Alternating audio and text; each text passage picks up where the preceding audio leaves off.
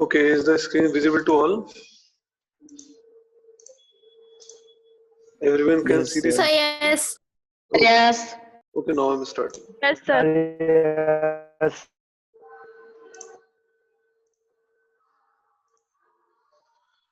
Okay, so this is unit 3rd, and the first part is word processor. This is a new PDF. I have forwarded this PDF on your WhatsApp group. This PDF contains total 42 questions. 42 questions. And out of 42 questions, I have explained till question number 33. Okay. So today I will start. No, total 34 questions I have explained. I will start from 35 question. Question number 35. Okay. चलिए तो start करते हैं इसको. Define margins and its types. Margin क्या है, इसके कितने प्रकार होते हैं, इसको हम देख लेते हैं यहाँ पर.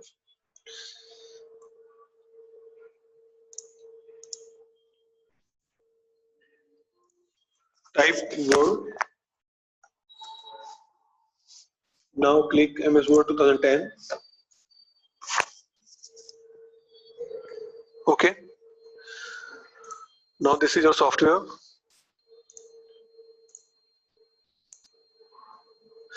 In question number 35, define margin. तो बेटा मार्जिन क्या होता है?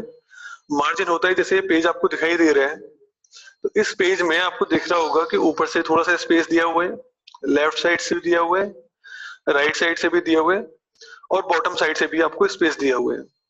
तो ये जो स्पेस है इसको हम कहते हैं मार्जिन.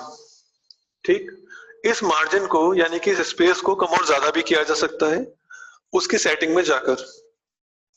ओके. टाइप्स कितने होते हैं मार्जिन के? लेफ्ट मार्जिन जैसे मैंने आपको बताया था, लेफ्ट, राइट, टॉप, बॉटम, ये चार तो आपको बता दिए मैंने. एक होता है गटर मार्जिन. अब ये गटर मार्जिन क्या होता है इसका मैं आपको प्रैक्टिकल को भी करके दिखाऊंगा. ठीक है, तो ये तो होते हैं मार्जिन्स. नेक्स्ट क्वेश्चन आता है आपका write the steps to apply margin. अब मार्जिन कैसे अप्लाई करते हैं ये सारी चीजें इसमें बताई गई हैं. तो ये जो स्टेप्स आपको यहाँ दिए गए हैं वही सारे स्टेप्स मैं आपको अभी प्रैक्टिकल करके दिखाऊंगा, तो उसमें आपके दोनों ही क्वेश्चंस क्लियर हो जाएंगे. तो ये आपका पेज है, हम यहाँ पर कुछ भी लिख लेते हैं. Just increase the font size. Okay, this is Mohit and I am taking the class of computer subject. Full stop. Select, right click, copy and right click, paste. Okay, now just control plus V, control plus V, control plus V, control plus V, control plus V. So this is a paragraph. Just copy this paragraph and paste this paragraph,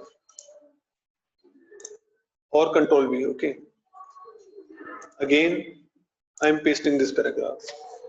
So this page contains 3 paragraphs. ठीक है, इसमें 3 paragraph आ गए हैं. अब हमें इसमें क्या set करना है? हमें सेट करना है इसमें margin. Then just go to page layout tab. Page layout tab में हमें जाना है, देन मार्जिन पर जाना है. मार्जिन में बेटा आपको सबसे लास्ट में दिखाई देगा कस्टम मार्जिन. कस्टम मार्जिन पर हम क्लिक करेंगे, देन इस तरह से आपके सामने कुछ एक page setup dialog box open होकर आ जाएगा. अब आपको क्या है कि ये जो मार्जिन है, मार्जिन की सेटिंग यहाँ पर दी हुई है. ठीक है, आप जैसे इंक्रीज करेंगे तो वो मार्जिन की सेटिंग आपको यहाँ पर इफेक्ट होती हुई दिखाई देगी इस पेज पर. ठीक है, तो जैसे मैं ये मार्जिन को इंक्रीज कर रहा हूं, टॉप से बॉटम से भी इंक्रीज कर रहा हूं, लेफ्ट से भी इंक्रीज कर रहा हूं, तो आपको यहाँ पर चेंजेस देखने के लिए मिल रहा होगा लेफ्ट साइड से. ओके, राइट से भी कर रहा हूं, तो यहां से राइट से भी आपको देखने के लिए मिल रहा है. ठीक। और जैसे ही ओके कर देंगे आप, तो आपने जो सेटिंग करी है मार्जिन की, वो अप्लाई हो जाएगा आपके इस पेज पर। क्लिक ओके, चेंज हो गया। अब क्योंकि मार्जिन हमने सभी साइड से ज्यादा दे दिया, तो जो हमारा डेटा था वो नेक्स्ट पेज तक पहुंच गया। ठीक है, तो ये तो होते हैं left right top bottom margin. अब बात करते हैं गटर मार्जिन की। तो आप दोबारा चलते हैं मार्जिन में, कस्टम मार्जिन पर जाएंगे। यहाँ पर लास्ट में मिलता है गटर मार्जिन और गटर पोजीशन। ठीक है, तो आप जैसे ही गटर का जो साइज है उसको आप इंक्रीज करेंगे, तब आपको यहाँ पर आप देखिएगा, यहाँ पर आपको कुछ शेड देखने के लिए मिलेगा, आप जितना इसको इंक्रीज करते हैं। ठीक है, ये जो आपका गटर जो हमने मार्जिन दिया है, ये गटर मार्जिन क्या होता है? ये होता है कि अगर आपको अपने पेज में कोई स्पाइरल बाइंडिंग करानी है, स्पाइरल बाइंडिंग जो आपने देखी होगी आपकी बुक वगैरह में होती है, वायर वाली जो बाइंडिंग होती है उसे स्पाइरल बाइंडिंग कहते हैं। तो अगर आपको ये लगता है कि भाई ये जो मैं प्रिंट आउट निकाल रहा हूं इसका मुझे फ्यूचर में बाइंडिंग करानी है, तो आपको अलग से थोड़ा सा स्पेस देना होता है, जिसे हम कहते हैं गटर मार्जिन। ठीक है, तो अगर आप टॉप लेफ्ट बॉटम राइट के साथ साथ गटर मार्जिन भी दे देते हैं और फिर आप उस पेज की बाइंडिंग कराएंगे, स्पाइरल बाइंडिंग कराएंगे, तो जो आपका मार्जिन है वो तब भी चारों साइड से सेम रहेगा। ठीक है, लेकिन सपोज करिए आपने गटर मार्जिन नहीं दिया, आपने सिर्फ टॉप बॉटम लेफ्ट राइट वाला मार्जिन सेट कर दिया और फिर उसकी स्पाइरल बाइंडिंग कराई, तो जो स्पाइरल बाइंडिंग में जो स्पेस जाएगा वो आपके लेफ्ट मार्जिन में से जाएगा। ठीक है ना, तो इसलिए अगर आपको स्पाइरल बाइंडिंग करानी है तब आप टॉप लेफ्ट बॉटम राइट के साथ साथ गटर मार्जिन भी कराएं। ठीक है, तो उससे क्या होगा, स्पाइरल बाइंडिंग में आपका जो मार्जिन है वो डिस्टर्ब नहीं होगा। जो गटर मार्जिन होता है उसे हम दो तरह से सेट कर सकते हैं, एक तो लेफ्ट से और एक टॉप से। तो अगर आपको बाइंडिंग टॉप से करानी है तो आप टॉप से करा सकते हैं, लेफ्ट से करानी है तो आप लेफ्ट से करा सकते हैं। इस तरीके से आपको चेंजेस स्क्रीन पर दिख रहे होंगे अभी। टॉप से करानी है तो आप टॉप से भी करा सकते हैं। तो बस ये दो साइड होती है, टॉप और लेफ्ट, यहाँ से आप लोग gutter margin gutter position set कर सकते हैं। और ये जो स्पेस होता है ये बाइंडिंग में चला जाता है, इसका आपके पेज से लेना देना कुछ नहीं होता है। तो आई होप कि आपको क्लियर हो गया होगा। और जैसे आप लोग सेट कर देते हैं position, then click on okay. ठीक, तो हमने यहाँ पर इस पेज में टॉप लेफ्ट बॉटम राइट सभी मार्जिन सेट किए थे, साथ में टॉप तरफ से हमने टॉप से इसमें गटर मार्जिन भी सेट किया था। नेक्स्ट, तो ये दोनों क्वेश्चंस तो क्लियर हैं, इनमें बस हमने इस 36 क्वेश्चन में हमने स्टेप्स बताए हैं किस तरीके से आप मार्जिन सेट करेंगे, और 35 में हमने मार्जिन क्या है और कितने टाइप्स का होता है ये डिस्कस किया था। 37 पर चलते हैं, discuss the types of graphics which can be used in MS Office. My mistake, in MS Office will come, okay, in MS Office 2010.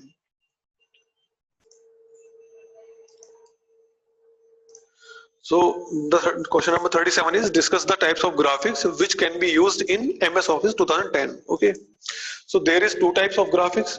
First is drawing objects, second is picture. So what is drawing object and what is picture? देखिए, जब आप insert में जाते हैं तब आपको जो shapes देखने के लिए मिलती हैं वो सारे होते हैं ड्राइंग ऑब्जेक्ट्स, और जो पिक्चर्स आप देखते हैं वो सारी होती हैं आपकी वो सभी पिक्चर्स होती हैं आपकी पिक्चर्स कैटेगरी में। ठीक है, तो दो तरह के ग्राफिक्स होते हैं, एक होता है शेप्स और एक होता है पिक्चर। क्लिप आर्ट आपके ग्राफिक्स में नहीं काउंट करते हैं क्योंकि प्रीडिफाइंड कुछ एनिमेशंस होती हैं, इसलिए। Next question, define the term subscript and superscript. Subscript क्या होता है, सुपरस्क्रिप्ट क्या होता है? वैसे तो आप जब इस डेफिनेशन को पढ़ेंगे तो इजीली आपकी समझ में आ जाएगा कि सबस्क्रिप्ट और सुपरस्क्रिप्ट क्या होता है, लेकिन इसका एक मैं प्रैक्टिकल आपको करके दिखा देता हूं। देखिए, आपने ये फॉर्मूला तो कई बार देखा होगा,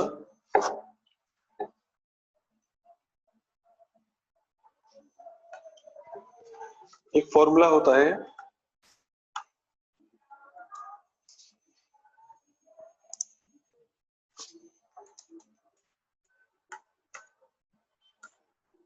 a प्लस बी की पावर 2। ठीक है ना, तो अगर ये 2 मुझे पावर में ऊपर ले जाना है तो मैं कैसे लेकर जाऊंगा, पहले इसे सेलेक्ट करेंगे, सेलेक्ट करने के बाद हम होम टैब पर आएंगे और यहाँ पर ये है सुपरस्क्रिप्ट और ये है हमारा सबस्क्रिप्ट। अगर मैं हम इसको प्रेस करेंगे सुपरस्क्रिप्ट को तो ये जो 2 है ये ऊपर चला जाएगा, चला गया ऊपर। दोबारा देखिए अब नॉर्मल हो गया। अगर हम सुपरस्क्रिप्ट को प्रेस करेंगे तो ये ऊपर चला जाएगा, ठीक है, नॉर्मल कर देते हैं। और अगर हम इसको सबस्क्रिप्ट कर देंगे तो ये नीचे चला जाएगा इस तरीके से।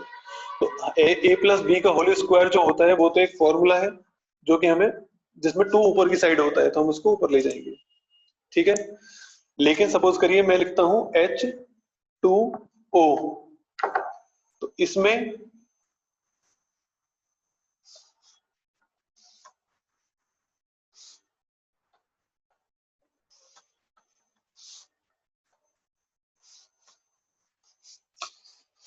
H2O में 2 जो होता है वो नीचे होता है, तो अगर हमें नीचे ले जाना है देन सबस्क्रिप्ट। अब ये फॉर्मूला बन गया H2O जिसमें सबस्क्रिप्ट का यूज किया है, a प्लस बी का होल स्क्वायर में हमने सुपरस्क्रिप्ट को यूज करा है। Next question. हाँ, इसमें एक शॉर्टकट कीज भी होती है, इसी वर्क को आप शॉर्टकट कीज से भी कर सकते हैं।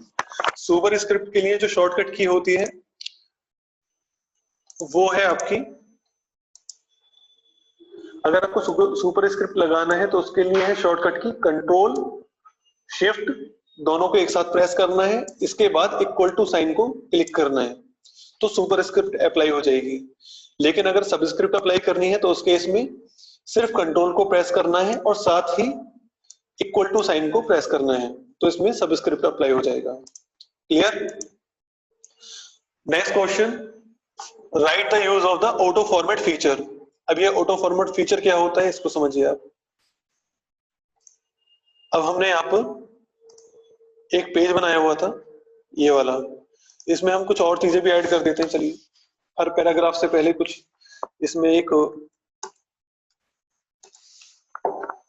हेडिंग दे देते हैं।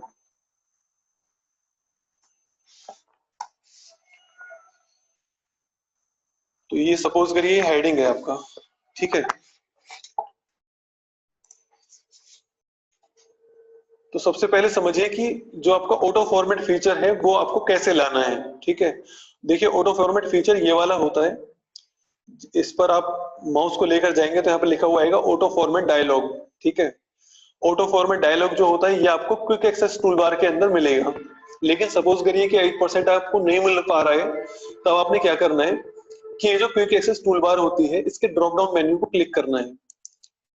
जैसे आपने माउस का लेफ्ट क्लिक करा, आपके सामने ये डायलॉग ये ओपन हो जाएंगे लिस्ट। इस लिस्ट में मोर कमांड्स पर क्लिक करना है। जैसे ही मोर कमांड्स पर क्लिक करेंगे तो वर्ड ऑप्शन नाम का एक डायलॉग बॉक्स आपके सामने ओपन हो जाएगा।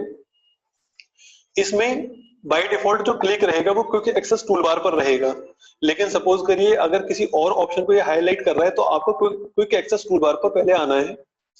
इसके बाद यहाँ पर ये जो आपको दिखाई दे रहा है, यहाँ पर आपको पॉपुलर कमांड्स को सेलेक्ट नहीं करना है, आपको सेलेक्ट करना है commands not in the ribbon. इस आइकन को क्लिक करेंगे आप। इसके बाद ये जो लिस्ट आ रही है इसको थोड़ा सा आप नीचे लाएंगे तो आपको दिखाई देगा ऑटो फॉर्मेट, ठीक। ऑटो फॉर्मेट पर जैसे ही आप ऐड का बटन दबाएंगे, ऑटो फॉर्मेट को पहले सेलेक्ट करना है, उसके बाद ऐड पर क्लिक करना है। जैसे ही ऐड पर क्लिक करेंगे तो यहाँ पर आपका जैसे ये आ रहा है ऑटो फॉर्मेट, इस तरीके से यहाँ पर आने लग जाएगा, ठीक है। चलिए पहले मैं इसको रिमूव कर देता हूँ, ठीक है। अब दोबारा से ऐड करेंगे, ऑटो फॉर्मेट पर क्लिक किया और ऐड करना है तो यहाँ पर ऑटो फॉर्मेट आ जाएगा, देन क्लिक ऑन ओके। तो ये आइकन आपके सामने यहाँ पर कुछ ऐसा आ जाएगा, ओके। अब अप्लाई कैसे करते हैं, ये तो बात हो गई कि किस तरीके से ऑटो फॉर्मेट फीचर को आप लेकर आएंगे। अब जो भी आपने पेज बनाया हुआ है, इस पेज में कुछ पैराग्राफ है, कुछ हेडिंग्स आपने दिए हुए हैं, ठीक है। तो हम लोग यहाँ पर अप्लाई करेंगे इस पेज पर ऑटो फॉर्मेट। तो जैसे ही हम इस आइकन को क्लिक करेंगे, यहाँ पर ये ऑटो फॉर्मेट नाउ दिया हुआ है, यहाँ पर नीचे जनरल डॉक्यूमेंट दिया हुआ है, ठीक है। आप चाहें तो यहाँ से चेंज कर सकते हैं, आप लेटर के रूप में भी ला सकते हैं, ईमेल के रूप में भी ला सकते हैं, लेकिन मैं जनरल डॉक्यूमेंट में ला रहा हूँ। जस्ट क्लिक करेंगे ओके पर। तो क्लिक करते के साथ ही जो पेज है वो ऑटोमेटिक फॉर्मेट हो जाएगा, मार्जिन अपने आप सेट हो जाएगा, हेडिंग अगर आपने कुछ दिया है तो उसमें ऑटोमेटिक कलर हो जाएंगे। पैराग्राफ्स में कुछ लाइन स्पेसिंग ज्यादा है तो वो ऑटोमेटिक कम हो जाएगी, कम है तो वो ज्यादा हो जाएगी। पैराग्राफ्स के बीच में स्पेस कम है तो वो ज्यादा हो जाएगा, ज्यादा है तो कम हो जाएगा। यानी कि आपको करने की जरूरत नहीं है। ऑटो फॉर्मेट का मतलब जैसे ऑटो पायलट होता है कि अपने आप से ही एरोप्लेन चलता रहता है, ठीक उसी तरीके से आपने कुछ डॉक्यूमेंट टाइप करा, आपको पास इतना टाइम नहीं है कि आप उसकी फॉर्मेटिंग करें, तो जस्ट ऑटो फॉर्मेट पर क्लिक कर दीजिए, वो ऑटोमेटिक उसको फॉर्मेट कर देगा। क्लियर? तो ये होता है ऑटो फॉर्मेट फीचर। नेक्स्ट चलते हैं हम लोग। Define the review comments and write the steps to add them. ठीक है, कमेंट्स कैसे देते हैं, कमेंट्स के बारे में समझेंगे। अब देखिए इस पेज में आपके सामने 3 पैराग्राफ दिए हुए हैं। ठीक है, सपोज करिए कि ये जो पैराग्राफ है फर्स्ट वाला, ये आपके चैप्टर 1 से रिलेटेड है, ये जो सेकंड पैराग्राफ है चैप्टर 2 से रिलेटेड है, और ये जो पैराग्राफ है चैप्टर 3 से रिलेटेड है। लेकिन कैसे पता चलेगा, ये कैसे पता चलेगा कि किस पैराग्राफ से रिलेटेड है? तो ये इस कंफ्यूजन को दूर करने के लिए आपको दिया गया है एक कमेंट नाम का फीचर, जो कि आपको रिव्यू टैब में मिलेगा। जैसे आप रिव्यू में जाएंगे तो कमेंट्स ग्रुप में आपको देखने के लिए मिलेगा न्यू कमेंट। तो आपको सबसे पहले क्या करना है, पैराग्राफ सेलेक्ट करना है, देन न्यू कमेंट पर क्लिक करना है। तो जैसे आप न्यू कमेंट पर क्लिक करेंगे, आपके सामने एक ऐसा कमेंट नाम का बॉक्स ओपन हो जाएगा। आपको यहाँ पर देख रहा होगा कि ब्लिंक कर रहा है। तो आपको जस्ट यहाँ पर ब्लिंक में कुछ भी लिखना है, जैसे कि चैप्टर 1 मैंने लिख दिया। अब जब यहाँ पर ब्लिंक कर रहा था, तो आप जैसे आपने चैप्टर 1 लिख दिया, तो लिखने के बाद आप बाहर कहीं पर भी एक बार क्लिक कर दीजिए माउस के लेफ्ट बटन को, तो ये जो बॉक्स है आप इससे बाहर आ जाएंगे। अब ये सेकंड पैराग्राफ है, इसे सेलेक्ट करिए, दोबारा से रिव्यू टैब में न्यू कमेंट पर क्लिक करेंगे, कमेंट 2 यहां पर लिख दीजिए चैप्टर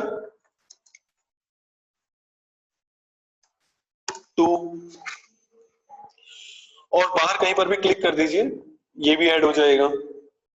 नेक्स्ट, दोबारा से रिव्यू टैब में न्यू कमेंट पर क्लिक करिए, यहां पर भी आप कर दीजिए चैप्टर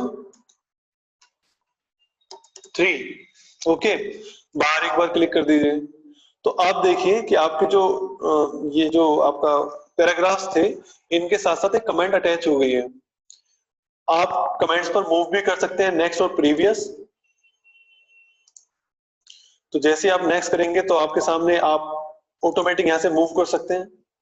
आप प्रीवियस कमेंट्स पर भी जा सकते हैं, और डिलीट करना है तो जस्ट जैसे मैं चैप्टर 3 की जो कमेंट है उसको डिलीट करना चाहता हूं, देन बस आपको कुछ नहीं करना, डिलीट पर आना है और डिलीट कर देना है। लेकिन डिलीट करने से पहले आपको उस कमेंट को सेलेक्ट करना होगा। ठीक है, तो आप इस वाली कमेंट को सेलेक्ट कर लीजिए नेक्स्ट कर करके। अब ये वाली जो चैप्टर 3 की कमेंट है सेलेक्ट हो चुकी है, डिलीट पर जाएंगे और डिलीट कर देंगे, तो जो आपकी कमेंट थी वो डिलीट हो जाएगी। और अगर आप इसे सेव कर देते हैं, सेव करने के बाद भी ओपन करेंगे तो आपको कमेंट्स ऐसे ही दिखाई देंगी जैसे आपको दिख रही है। और अगर आप प्रिंट भी करेंगे तो प्रिंट में भी आपको कमेंट्स ऐसे ही शो होंगी जैसे कि आपको इस टाइम पर दिख रही है। ओके, तो ये होता है कमेंट्स। आगे चलते हैं। ओके, 40 तक हो चुका है। Next, show the practical of text style bold italic you. Okay, तो जस्ट एक ये प्रैक्टिकल है, इसके लिए कोई मैंने आंसर नहीं लिखा है, बस ये एक क्वेश्चन है कि मतलब प्रैक्टिकल में आपको करके दिखा देता हूं कि किस तरीके से बोल्ड इटैलिक और अंडरलाइन हम करते हैं। तो ये जस्ट प्रैक्टिकल है, मैं प्रैक्टिकल आपको दिखा रहा हूँ। देखिए, अगर आपको किसी भी चीज को बोल्ड इटैलिक अंडरलाइन करनी है तो सबसे पहले आपको उस चीज को सिलेक्ट करना होगा। ठीक है, अब ये हो गया सेलेक्ट करने के बाद होम टैब पर आपको मिलेगा ऑप्शन बोल्ड। तो जैसे ही आप फॉन्ट ग्रुप में बी पर क्लिक करेंगे तो ये बोल्ड हो जाएगा। हो गया। आई से होता है इटैलिक, तो जैसे ही आप आई पर क्लिक करेंगे तो ये थोड़ा सा तिरछा हो जाएगा। देखिए, दोबारा नॉर्मल कर दिया मैंने। अब आई पर हम क्लिक करेंगे तो ये थोड़ा सा तिरछा हो जाएगा, और यू पर आप क्लिक करेंगे तो इससे अंडरलाइन आ जाएगी, आ गई। तो ये अब हमने इसमें बोल्ड इटैलिक और अंडरलाइन तीनों को ही हमने अप्लाई कर दिया है। तो ये होता है बोल्ड इटैलिक अंडरलाइन। इसमें आपको सबसे पहले डेटा को सेलेक्ट करना होगा, then you will apply the bold italic underline in the font group. Next point, font type, font size और फॉन्ट कलर कैसे चेंज करते हैं? देखिए ये जो भी लिखा हुआ है ये सब फॉन्ट होता है, तो ये जो भी लिखते हैं आप लोग टेक्स्ट उसे हम फॉन्ट कहते हैं। ओके, अब ये जो पहला पैराग्राफ है चैप्टर 1 का, इसके मुझे फॉन्ट टाइप चेंज करनी है। तो देखिए अभी लिखा हुआ किस तरीके से है, और मैं इसको फॉन्ट टाइप चेंज करने के लिए मुझे होम टैब में फॉन्ट ग्रुप में ही आना होगा। यहाँ पर आपको मिलेगा ड्रॉप डाउन एरो, आप इस पर क्लिक करेंगे तो काफी सारे फॉन्ट्स ओपन हो जाएंगे। मैं जिस पर भी जाऊंगा, माउस को लेकर जाऊंगा, उसी तरह का फॉन्ट मेरे सामने आने लगेगा। अभी मैं कोई भी बटन क्लिक नहीं कर रहा हूँ, अभी तो जस्ट मैं माउस को मूव करा रहा हूँ इन फॉन्ट्स के ऊपर। अभी तो मैं किसी भी की को यूज नहीं कर रहा हूँ। ओके, इस तरीके से आप अपना कोई भी जो आपको अच्छा लगता है उस फॉन्ट को आप सेलेक्ट कर लीजिए, और सेलेक्ट करने के बाद आप उसे क्लिक कर देंगे। ठीक है, चलिए मैं इसी को कर देता हूँ। तो देखिए जो भी आपका पैराग्राफ में लिखा हुआ था उसका फॉन्ट चेंज हो चुका है। तो यहाँ से फॉन्ट टाइप चेंज होती है। नेक्स्ट पॉइंट था font size. Font size change करने के लिए आपको दो तरीके हैं। एक तो यहाँ से ये जो आपके सामने ड्रॉप डाउन एरो है, यहाँ से आप क्लिक करेंगे तो यहाँ से आप लोग फॉन्ट के साइज को चूज कर सकते हैं प्रॉपर, जो भी आपको ठीक लगता है। ठीक है, सेम वर्क आप यहाँ से भी कर सकते हैं। आप यहाँ से भी इसको बार बार प्रेस करेंगे तो उतना ही इंक्रीज होता जाएगा, यहाँ से डिक्रीज होता चला जाएगा, इंक्रीज हो जाएगा और डिक्रीज हो जाएगा। और एक और तरीका है कि आप यहाँ पर इनको सेलेक्ट करने के बजाय यहाँ पर सीधे टाइप कर दें। जैसे मैंने लिख दिया 28, तो 28 में कन्वर्ट हो जाएगा। 15 तो 15 में चेंज हो जाएगा। 20 तो 20 में चेंज हो जाएगा। तो आप पर डिपेंड करता है आप फॉन्ट साइज क्या रखना चाहते हैं। अब 11 हो गया, मुझे 20 चाहिए तो मैं 20 कर देता हूँ। चलिए 16 कर देते हैं। ओके, तो ये हो गया फॉन्ट टाइप, ये हो गया फॉन्ट साइज। ये तीनों फॉन्ट साइज के लिए रेस्पॉन्सिबल है। Next font colour. तो फॉन्ट कलर कैसे चेंज करेंगे? अब ये जो हमारे फॉन्ट हैं, चलिए इसी को हम पहले सेलेक्ट कर लेते हैं। सेलेक्ट करने के बाद ये दिया हुआ है फॉन्ट कलर, ठीक है, तो आप इसको चूज करेंगे। यहाँ से आपको जो भी अच्छा लगता है आप उस फॉन्ट कलर को क्लिक कर दीजिए, वो फॉन्ट कलर चेंज हो जाएगा। ये होता है बैकग्राउंड कलर, यानी कि जो आपका पैराग्राफ है उसमें आपको कौन सा बैकग्राउंड देना है वो आप यहाँ से दे सकते हैं। तो मैं ये कर देता हूँ।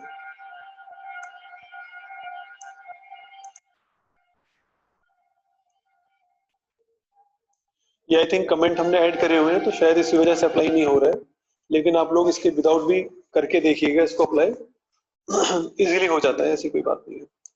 यहाँ पर देखते हैं, देखिए यहाँ पर हो गया, इजीली हो गया यहाँ पर, क्योंकि यहाँ पर ये कमेंट्स ऐड नहीं थे, लेकिन शायद ये कमेंट्स की वजह से वर्क नहीं कर रहा है बैकग्राउंड कलर। ओके, तो ये होते हैं आपके text style, bold, italic, underline, font type, font size और फॉन्ट कलर। नेक्स्ट लास्ट में कुछ आपको शॉर्टकट कीज दिए हुए हैं, ये कॉमन शॉर्टकट कीज हैं। इनके अलावा भी मैंने आपको बहुत सारी शॉर्टकट कीज बताई थी, उन्हें भी आप अपनी चॉइस से यहाँ पर ऐड कर सकते हैं। तो जरूरी नहीं कि 4 तक ही आप रुक जाएं। अगर आपको और भी शॉर्टकट कीज याद आती हैं तो आप उनको भी यहाँ पर लिख सकते हैं। क्लियर? तो ये तो बात हुई आपके इस पीडीएफ के बारे में। वर्ड प्रोसेसर में बस इतने ही क्वेश्चंस थे, इससे ज्यादा नहीं है। इसके बाद हम नेक्स्ट जो आपका एक्सेल या फिर पावर पॉइंट को स्टार्ट करेंगे। तो ये तो बात हो गई इसकी। अब इसी के बेस पर मैं आपको एक रिपोर्ट फाइल बनाने के लिए देता हूं एमएस वर्ड पर। तो उसके बारे में अब मैं आपको समझा देता हूं कि आपको करना क्या है। देखिए, आपको इस क्लास के बाद ऐसी ही एक पीडीएफ में ग्रुप पर सेंड करूंगा, जिस ग्रुप में आपको मतलब ये इस फाइल को देखकर ये पता चलेगा कि आपको रिपोर्ट फाइल बनानी है, जिसमें आपको टोटल 5 प्रोग्राम बनाने हैं। ये फर्स्ट प्रोग्राम है। हर प्रोग्राम के ऊपर इस तरीके से फर्स्ट, सेकंड, थर्ड, फोर्थ लिखा हुआ है। फर्स्ट है, ये सेकंड प्रोग्राम है, ये थर्ड प्रोग्राम है, ये फोर्थ प्रोग्राम है और ये फिफ्थ प्रोग्राम है। ठीक है, अब इन 5 प्रोग्राम्स को आपको बनाना कैसे है? सबसे पहले, अब जैसे कि आपको ये चीज दी हुई है फर्स्ट प्रोग्राम में, ठीक है, फर्स्ट प्रोग्राम में जैसा मैंने आपके सामने ये बनाया हुआ है, आपको एज इट इज बनाना है। इसी तरीके से शेप्स लेनी है, इसी तरीके से एरोज लगाने हैं, और इसी कलर से आपको ये बॉर्डर लेना है, और बिल्कुल सेम ऐसे ही आपको सब कुछ लिखना है। जब आप ये काम कर लेंगे तो आपको अपनी स्क्रीन का स्क्रीनशॉट लेना है, और स्क्रीनशॉट लेने के बाद उसे किसी फाइल में सेव कर लेना है। ठीक है, जब आप लोग स्क्रीनशॉट को सेव कर लेंगे फिर आपको उसका प्रिंट निकलवाना है।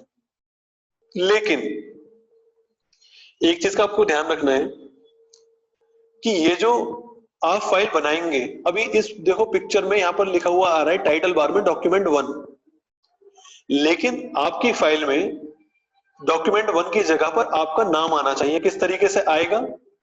पहले आएगा नेम, फिर आएगा क्लास एंड सेक्शन।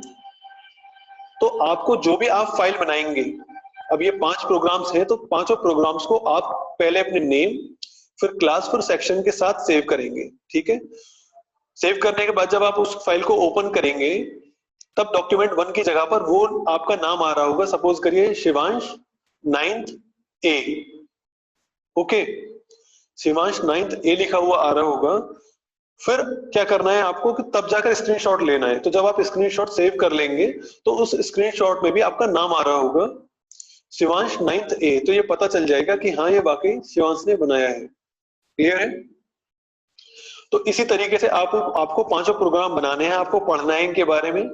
पढ़ने के बाद अगर आपको कोई डाउट है तो आप मुझसे क्लास में या फिर व्हाट्सएप पर पूछ लीजिएगा डाउट्स, मैं आपके क्लियर करूंगा इस प्रोग्राम के रिपोर्ट फाइल के बारे में। और इस प्रोग्राम रिपोर्ट फाइल के लिए ही यहाँ पर कुछ नोट्स दिए हुए हैं, जिनमें पहला पॉइंट यही था कि save each document with your name, class and section, then after you will take the screenshot. Clear? Second point, in computer lab you can do practice only. जो हमारी कंप्यूटर लैब है यहाँ पर सिर्फ आप प्रैक्टिस कर सकते हैं। And prepare this report file at your home और साइबर कैफे। आप चाहे इसे घर में बनाइए या फिर साइबर कैफे में बनाइए, क्योंकि pendrives are not allowed in our computer lab. Computer lab में पेनड्राइव एक्सेस नहीं हो सकती है, इसलिए आप यहाँ पर बनाएंगे तो वो आपकी जो हार्ड वर्क है वो वेस्ट जाएगा, क्योंकि यहाँ से आप ट्रांसफर नहीं कर सकते फाइल को। थर्ड पॉइंट है take a colour print out if you found colours in any program. तो सपोज करिए जैसे ये वाला प्रोग्राम है, इसमें कलर्स का यूज हुआ है, तो आपको इसका कलर ही प्रिंट करवाना है। लेकिन अगर बाकी, और जैसे इसमें भी कलर का यूज करा है तो आपको कलर ही प्रिंट कराना है। ठीक है, जैसे इसमें कोई भी कलर का यूज नहीं है तो इसे आप ब्लैक एंड व्हाइट भी कर लेंगे तो कोई प्रॉब्लम नहीं है, लेकिन जिसमें कलर का यूज हुआ है उसके लिए आपको कलर ही प्रिंट ही लेने हैं। Next point, you have 5 days for this work. आपके पास 5 दिन है। 5 दिन के बाद अगर आप करते हैं, late submission will affect your marks in exam. अगर आप 5 दिन के बाद डिले करेंगे इस प्रोग्राम्स के लिए, तो ये जो है आपको इफेक्ट करेगा आपके एग्जाम मार्क्स पर। इसलिए विद इन 5 days ही आपको कंप्लीट करके सबमिट करना होगा। क्लियर? मेरे पास सारे रिकॉर्ड्स हैं। जितना आप लेट करते हैं, अभी कुछ बच्चों ने अभी तक नोटबुक नहीं बनाई है, तो इनके मतलब जो एग्जाम है इनको ढंग से पता चलेगा कि क्या होगा इनका। तो इसलिए आप लोग डिले ना करें, जितना टाइम दिया गया है उतने टाइम पर ही आप लोगों को डेटा अपना सबमिट करना होगा। जब आप सबमिट करेंगे तो मैं सिग्नेचर करके डेट मेंशन करके आपको रिटर्न कर दूंगा। और जब आपकी रिपोर्ट फाइल में वर्ड प्रोसेसर, एक्सेल और पावर पॉइंट सब चीजों के प्रोग्राम्स बन जाएंगे, तब आपको जिस दिन आपका वाइवा होगा, प्रैक्टिकल होगा, तब ये रिपोर्ट फाइल आपको लेकर आनी होगी। सो आई होप कि आपको ये क्लियर है। अगर फिर भी रिपोर्ट फाइल से आपको कोई डाउट है तो आप मुझे डायरेक्ट व्हाट्सएप पर मैसेज कर दीजिएगा, then I will explain there. तो बस आज इतना ही था। नेक्स्ट क्लास में आपकी पावर पॉइंट या फिर एक्सेल को हम लोग स्टार्ट करेंगे।